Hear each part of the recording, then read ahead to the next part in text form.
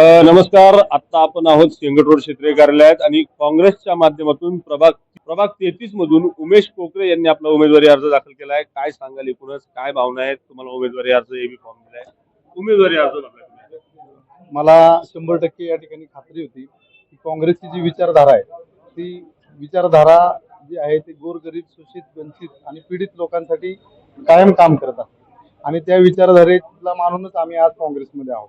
आणि आज माझ्यासारख्या एका सर्वसाधारण घरातल्या पोराला, आज जर तुम्ही माझा फॉर्म बघितला ना, माझ्या फॉर्म मध्ये कसली प्रॉपर्टी आहे ना, घर आहे ना, गाडी ना, माझं लग्न झालंय, हे अशा कार्यकर्त्याला काँग्रेसनी काम बघून पक्षाचं तिकीट दिलं. जर तुम्ही बाकी इतर पक्षांमध्ये बघितलं तर तू किती कोटी खर्च करू शकतो, किती नाही करू शकत, तुझं तिकिटाला किती पैसे देऊ शकतो, 1 रुपया न घेता फक्त कामावरती काँग्रेस पक्षाने मला ही उमेदवारी दिलेली आणि नक्कीच काँग्रेसची विचारधारा मी घराघरात पोहोचवणार आहे आणि ह्या प्रभागातून मी नक्कीच 100% विजयी होतो. काय काय विकास कामांचं तुम्ही टार्गेट ठेवले की निवडून आलात तर कोणत्या विकास कामांचं प्राधान्य द्याल, किंवा तुमचे निवडणुकीचे मुद्दे काय असतात? आता जर मी नगरसेवकच्या याला उभारतोय तर स्थानिकचे मुद्दे असे की सत्तेतून पैसा आणि पैशातून सत्ता.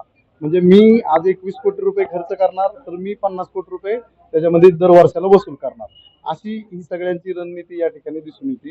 जर निवडणुका ज्या आहेत ते बिना पैशाच्या आणि विचारधाऱ्यावर झाल्या तर तिथं कार्यकर्ते काम करणारे तयार होतील. जर निवडणुका पैशावरती तयार झाल्या, पैशावरती जिंकल्या गेल्या तर तिथं पैसेच कमवले जातात. तर हा लोकांनी विचार करायचा आहे आणि त्या पद्धतीने या ठिकाणी मतदान करायचं आहे, अशी मी सर्व नागरिकांना विनंती करतो. अर्चनाताई शहा आहेत आपल्यासोबत. काय सांगाल ताई, एकूणच कशी रणनीती असणार आहे प्रचाराची? आज महाराष्ट्रासमोर भारतीय जनता पार्टीचा मुजोरपणा आणि त्यांनी हे जे सगळ्या कार्यकर्त्यांचा आणि पक्षांचा करून ठेवलेला खेळखंडोबा, हाच त्यांना कुठल्या ना कुठल्या तरी माध्यमातून जनता रणनीती शिकवणार आहे असं मला वाटतं. आणि आज आमचे हे 33 प्रभागामधून जे उमेश भाऊ कोकरे उभे राहिलेले आहेत, तर यांना प्रचंड बहुमताने जनतेने विजयी करावा असं मी आवाहन करते. एक सर्वसामान्य व्यक्ती जिला काम करायचं आहे याला जनतेने साथ दिली पाहिजे. आणि अगदी जाणीवपूर्वक सांगते आणि लक्षपूर्वक सांगते की सगळेच श्रीमंत लोकांना नगरसेवक व्हायचे, सगळे दिग्गज लोक आहेत यांनाच नगरसेवक व्हायचे, यांना का व्हायचे मला हे काही समजलं नाही.